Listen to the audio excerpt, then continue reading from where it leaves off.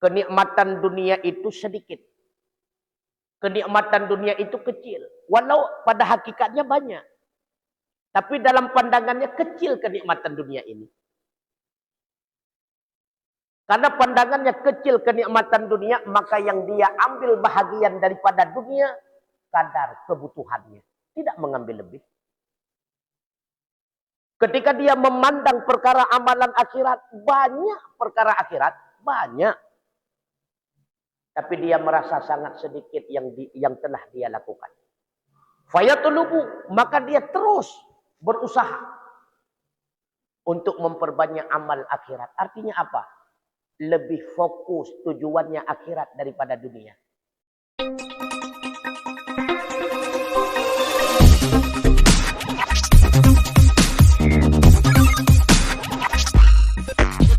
Warahmatullahi wabarakatuh. Alhamdulillahilladzi an'amana bi ni'matil imani wat taqwa. Wassalatu wassalamu ala sayyidina Muhammadin khairil mustafa wa ala alihi wa ashabihil murtada, amma ba'du. Pertama sekali mari senantiasa kita memuji Allah Subhanahu wa taala. Pada pagi yang mulia ini kita masih diberikan kesempatan, kesehatan, sehingga kita masih memenuhi panggilannya Allah, melaksanakan salat subuh secara berjamaah. Yang mudah-mudahan segala aktivitas amal kebaikan yang telah kita laksanakan diterima oleh Allah Subhanahu wa taala, menjadi bahagian bekal bagi kita bersama tak kala kita memenuhi panggilannya yaumil qiyamah kelak. Mudah-mudahan menjadi kecukupan bekal bagi kita semua untuk memasuki surganya Allah, surga Jannatul Na'im. Rahmat dan salam semoga selalu Allah curahkan kepada baginda Sayyidina Muhammad sallallahu alaihi wasallam, kepada keluarganya, kerabat sahabat beliau sekalian, kepada tabi'ut tabi'in, ulama mutaqaddimin, ulama mutaakhirin, beserta para alim ulama yang muktabar. Yang kita muliakan Abu Imam Masjid, pengurus BKM Masjid, remaja masjid, hadirin wal hadirat, ulun syika mau gure-gure kamu Bandung, sidang jamaah subuh rahimakumullah. Mari sejenak sembari kita niatkan i'tikaf, kita ulang kaji beberapa pembelajaran yang mudah-mudahan menjadi mau'izah bagi kita pribadi sekaligus kepada hadirin wal hadirat rahimakumullah. Tentu kita akan timbul satu pertanyaan. Ketika seorang hamba yang beriman melakukan perbuatan yang baik, apakah langsung bisa kita vonis bahwa dianya itu orang yang baik? Atau sebaliknya, ketika seorang hamba yang beriman melakukan perbuatan yang tidak baik, apakah bisa kita vonis bahwa dia itu hamba yang tidak baik? Disinilah letak perbedaan antara manusia dengan Allah Subhanahu wa ta'ala. Manusia menghukum seorang manusia baik ataupun tidaknya ketika si manusia itu berada pada perbuatannya. Kalau manusia berada pada perbuatan baik, maka dinilailah itu adalah manusia yang baik. Ketika manusia berada pada perbuatan yang tidak baik, maka dinilailah bahwa manusia itu adalah manusia yang tidak baik. Sedangkan Allah Subhanahu wa ta'ala menghukumkan seorang hamba yang mukmin baik ataupun tidak baik ketika dia selesai daripada berbuat perbuatannya. Ketika hamba yang beriman berbuat perbuatan yang baik, setelahnya diiringi dengan kebaikan atau tidak? Bila diiringi dengan hal yang tidak baik, diiringi dengan rianya, diiringi dengan ujubnya, walau dia telah berbuat perbuatan baik, tetap Allah menilai hamba itu hamba yang tidak baik. Sebaliknya, ketika seorang hamba yang beriman melakukan perbuatan yang tidak baik, tapi setelahnya diiringi dengan tanda-tanda yang baik. Karena baik dan tidaknya seorang hamba itu tidak bisa diukur oleh perbuatannya. Itu hakikatnya. Karena tidak ada hamba yang baik yang luput daripada perbuatan yang tidak baik. Kullu adama khata. Setiap manusia pasti punya kesalahan, punya keburukan, punya hal yang tidak baik. Maka bisa diukur seorang manusia itu hamba yang mukmin baik atau tidaknya setelah dia berbuat perbuatan tersebut. Ketika hamba yang mukmin berbuat perbuatan yang tidak baik, ada tanda-tanda kebaikan setelahnya. Yang pertama, dia mengakui yang bahwa perbuatan yang dia lakukan itu adalah perbuatan yang tidak baik. Dia sesali perbuatan tersebut. Bahkan dia segera bertobat kepada Allah. Maka hamba itu bernilai hamba baik di sisi Allah. Yang kedua, ketika si hamba tersebut melakukan perbuatan yang tidak baik, dia selalu memohon ampunan daripada Allah. Tidak pernah berputus asa dengan ampunannya Allah. Karena dia sadar, innahu kana ghaffara. Allah telah menjanjikan di dalam Al-Quran, sesungguhnya Allah adalah Maha Pengampun. Bahkan kata Rasulullah, seorang hamba yang mukmin yang telah membaca ayat-ayatnya Allah, yaitu Al-Quran, lalu hamba itu berputus asa daripada rahmat dan ampunannya Allah, sama dengan dia itu menghina Al-Quran. Dia berharap kepada ampunan Allah. Ia hamba yang baik. Bahkan dia senantiasa benci kepada hal-hal yang tidak baik. Sekalipun dia tidak mampu untuk menghindari daripada perbuatan yang tidak baik.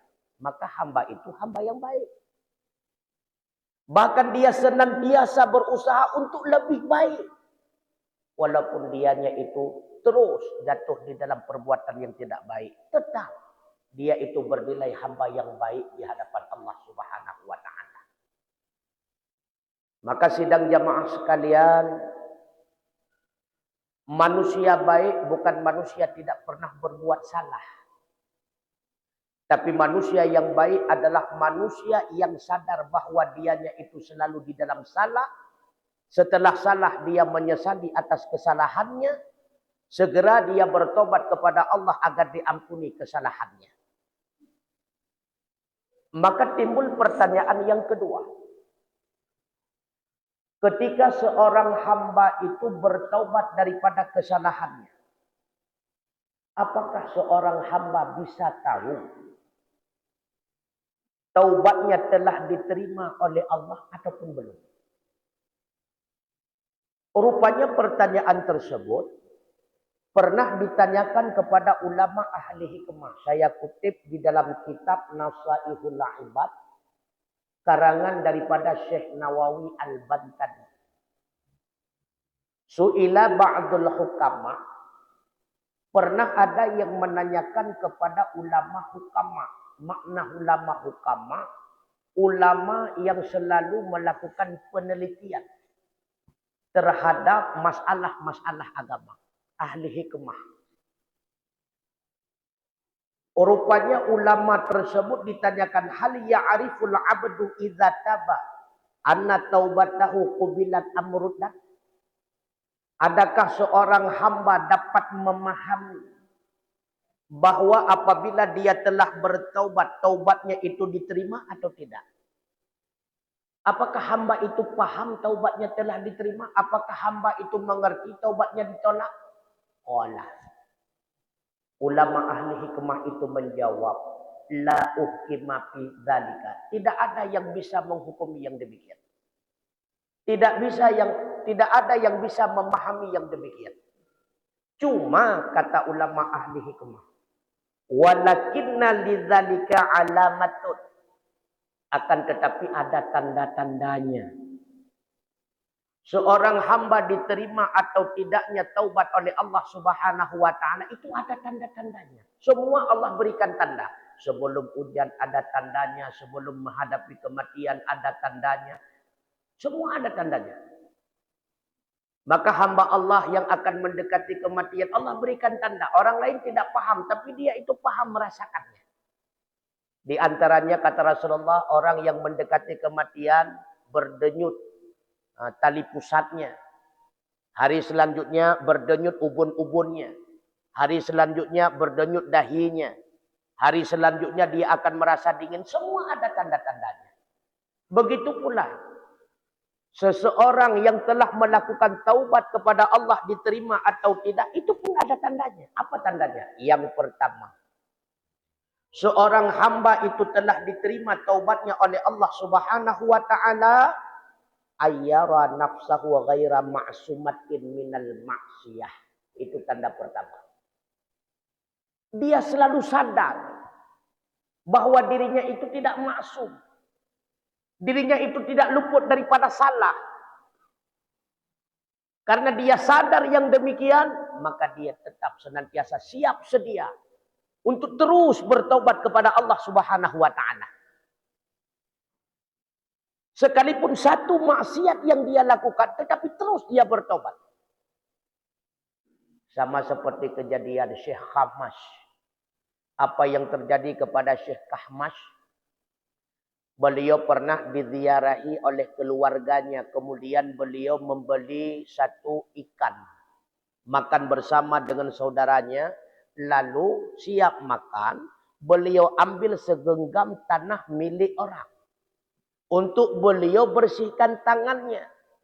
Kemudian beliau sadar, saya tidak memohon izin kepada pemiliknya. 40 tahun.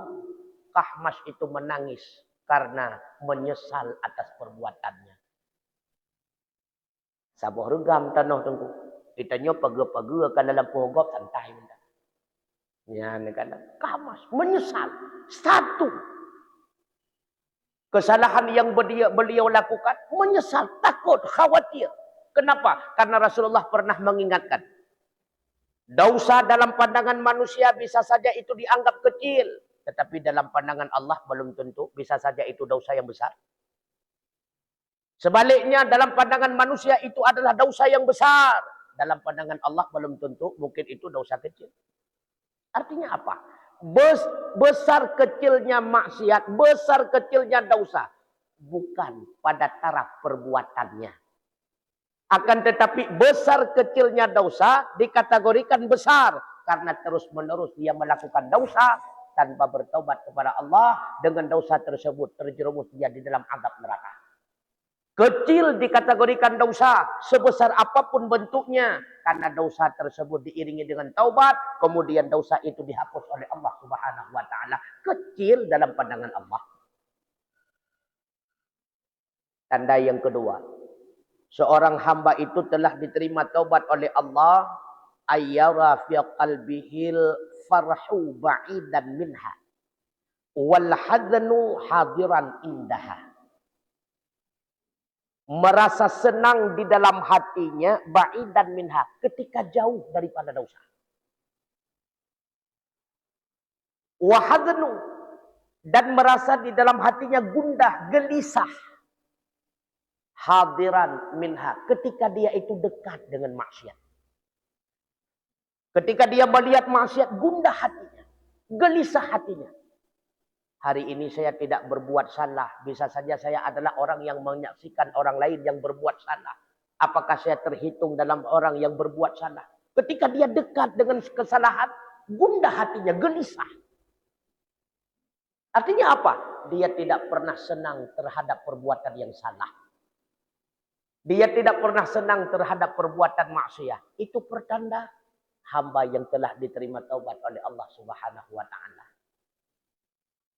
Yang ketiga, yuqarribu ahlal khairi wa yuba'idu ahlal syarri.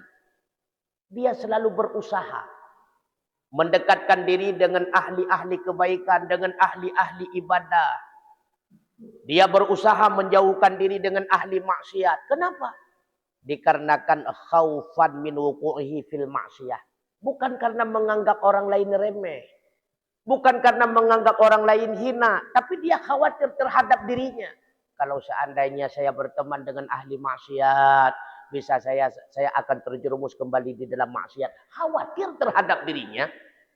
Karena dia sadar. Saya ini hamba yang tidak luput daripada salah.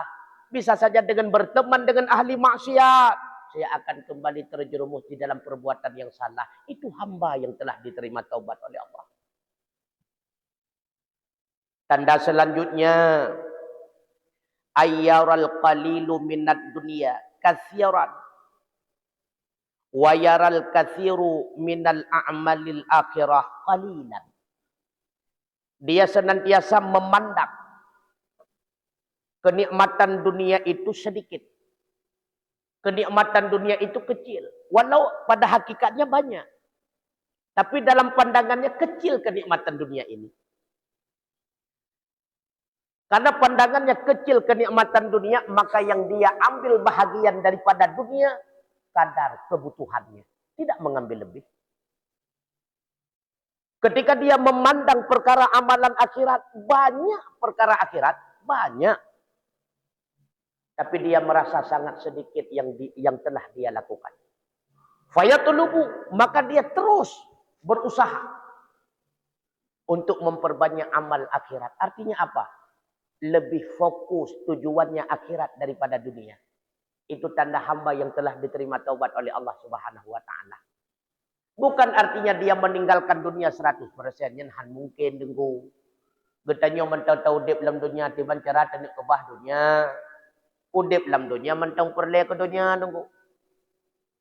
Akan tetapi apabila kita hidup di dunia memperturutkan keinginan hawa nafsu kita dalam mengelola senantiasa dunia, ya bahaya. Bahkan bahaya karena hilang sifat zuhud. Panjang angan-angan, terlalu berhayal, ya bahaya. Makanya buat program jangka pendek, jangka panjang sebenarnya bahaya. Panjang angan-angan pun jangka panjang mu pendek dalam benda. Bahaya dulu ya. Maka manusia akan terpelihara daripada hal yang haram diawali dengan zuhud. Apa itu zuhud? Merasa cukup atas hasil yang kita peroleh dari setiap usaha kita. Merasa puas hati kita, batin kita atas apa yang telah kita peroleh. Itu zuhud. Tidak pernah kecewa. Tidak pernah berputus asa, apalagi stres. Serba cukup. Dari zuhud meranjak. Lahirlah sifat qanaah. Merasa puas batin kita atas bahagian yang diberikan oleh Allah kepada kita. Senantiasa kita husnudzon kepada Allah. Inilah yang terbaik buat saya, makanya Allah memberikan yang demikian buat saya. Kenapa Allah tidak memberikan sebagaimana yang diberikan kepada hamba yang lain? Itu tidak baik buat saya. Qanaah. Merasa berkecukupan atas apa bagian yang diberikan oleh Allah. Dari qanaah karena serba merasa puas, cukup dan sebagainya, lahirlah selanjutnya sifat wara'ah. Terjaga dan terpelihara kita daripada hal yang haram. Manusia akan terjerumus kepada hal yang haram karena tulul amal, panjang angan-angan. Nyobu lagi nyobu lagi. Ketika tidak ditempuh jalan halal, yang ada cuma jalan haram, maka jalan haram pun akan dituju. Nyo dasar tu.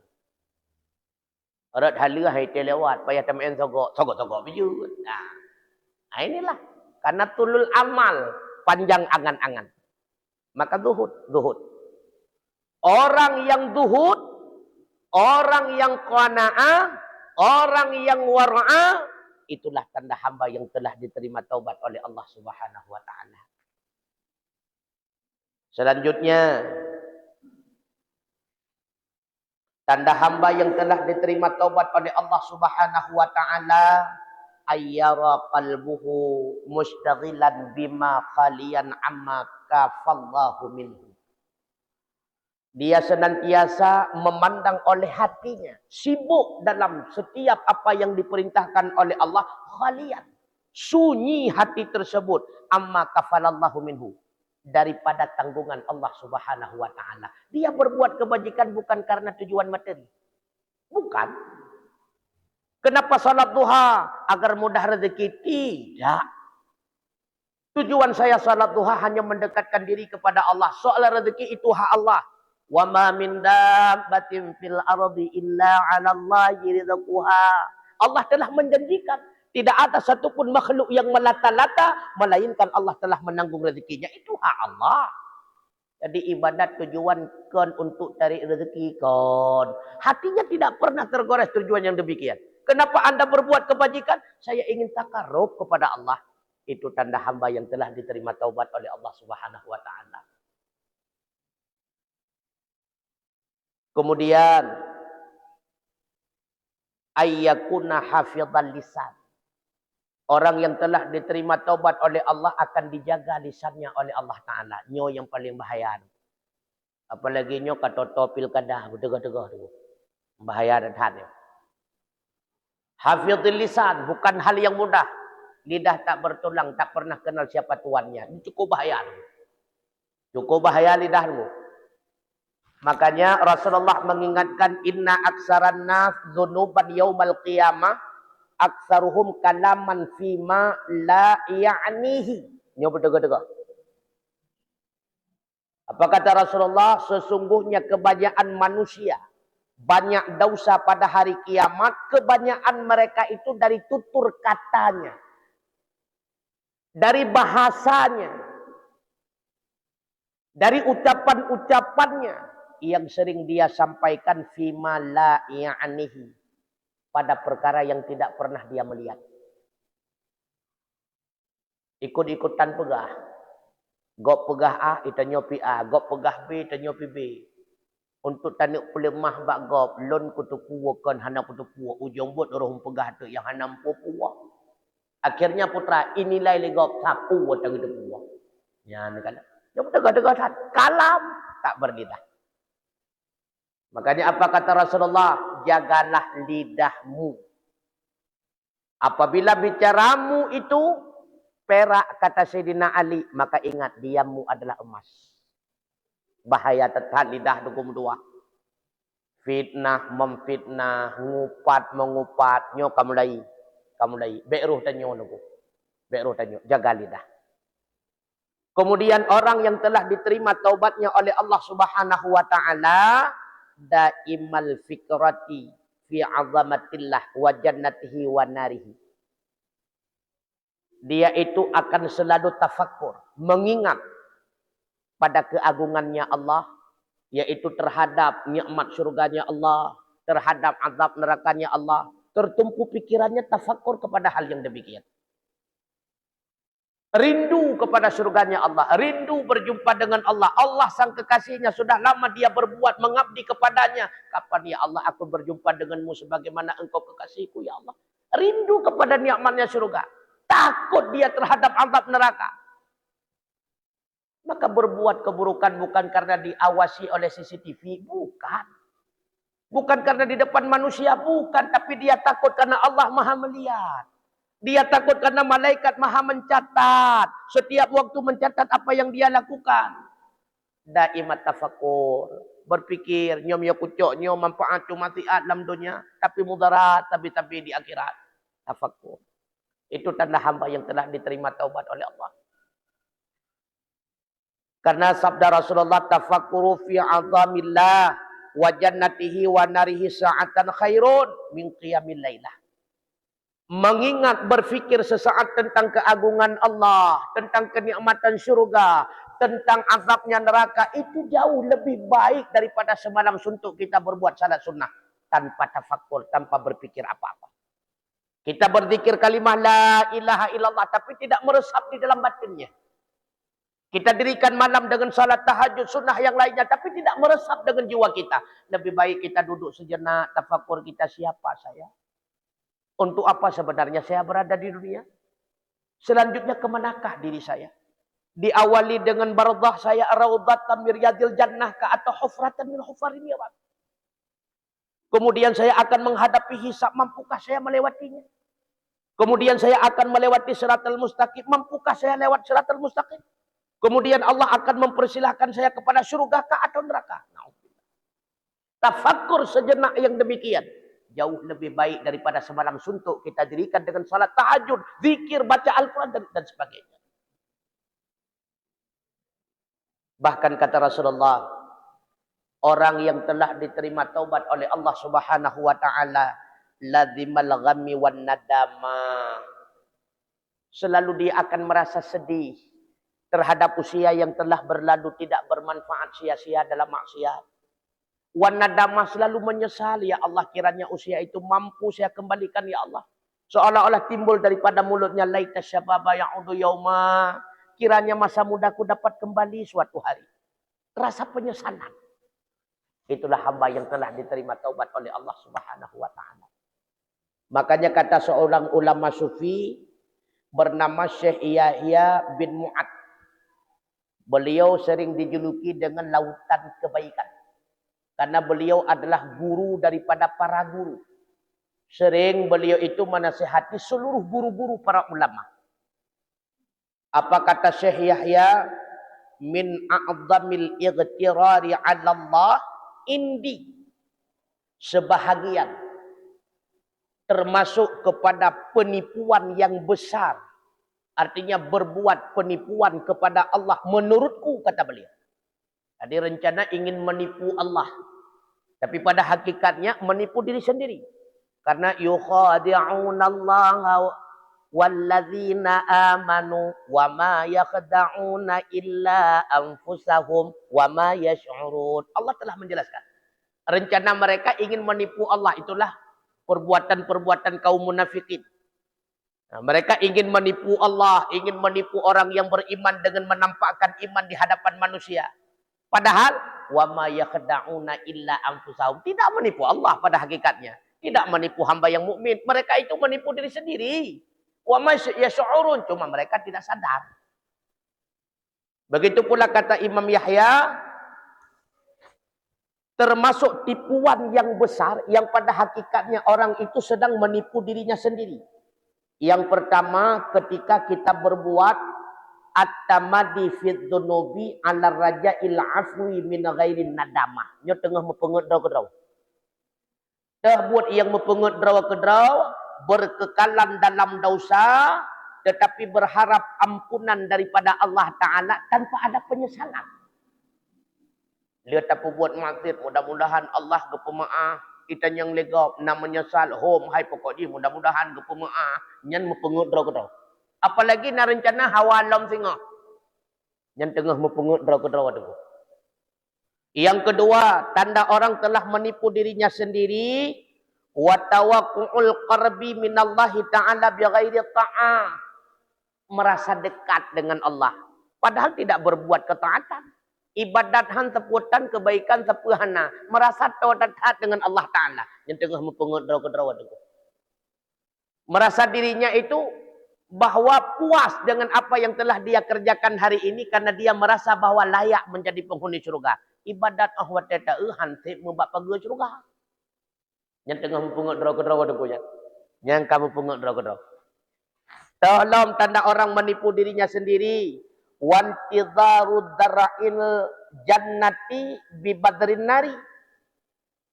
Dia menunggu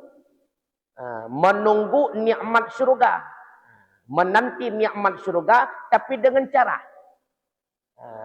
cara menyebarkan benih-benih neraka. Watatakan dalam kehidupan save modal ketamang neraka tapi penuh harapan. Mudah-mudahan tamang surga, mudah-mudahan tamang surga. Mekecalek hanaruh tu ko panilewat. Daftarkan nilai busib syarat. Lihat tak daftarkan sip syarat lewat dengan hal lewat tergantung perhitungan suara tu. Begitu pula dalam surah akhirat. Tak daftarkan diri ile, besah kecalek ile. Yang sah kecalek surga tu. dalam ibadat, dalam kebaikan. Soal lewat ngah lewat ipadang masya wat hitung suara. Hidin tu. Baik muka celek hantu jarat. Jadi selalu menaburkan benih-benih neraka tapi berharap surga. Itu sedang membodohi diri pribadi. Selanjutnya sedikit lagi. Wa talabu daril muti'in bil ma'asi. Dia mencari negeri orang-orang yang taat, berharap mendapatkan surga daripada Allah. Tapi selalu maksiat. Itu orang yang membodohi diri sendiri. Begitu pula wantidarul jazaa' bi ghairil amal. Mengharapkan balasan imbalan pahala tapi tidak berbuat kebaikan. Tolong watamani 'alallahi ta'ala ma'al ifrat. Bercita-cita untuk mendapatkan rahmat daripada Allah, tapi dalam kehidupannya selalu dia itu melakukan perbuatan yang melampaui batas. Maka yang perlu kita ingat, Allah telah menjanjikan kepada kita. Apa janji Allah? Janji Allah tidak akan pernah berubah. فَمَنْ يَعْمَلْ مِثْقَالَ ذَرَّةٍ خَيْرًا يَرَهُ وَمَنْ يَعْمَلْ مِثْقَالَ ذَرَّةٍ شَرًّا يَرَهُ. Baik kita perbuat hari ini walau sebesar darah, kelak Allah akan nampakkan kebaikan balasannya. Buruk kita lakukan hari ini walau sebesar darah, kelak pula Allah akan memberikan imbalannya. Kiranya Allah Subhanahu wa taala menerima semua amal ibadah kita. Allah jadikan kita menjadi hamba yang baik, selalu kita berbuat baik, kelak di akhirat Allah tempatkan kita pada tempat yang terbaik. Itulah surganya Allah, surga Jannatul Naim. Amin ya Allah. Amin ya rabbal alamin. Terima kasih atas segala perhatian. Mohon maaf atas segala kekurangan. InsyaAllah pada waktu yang lain kita akan kembali bertegur sapa. Usikum wa nafsi bitaqwallah. Wassalamualaikum warahmatullahi wabarakatuh.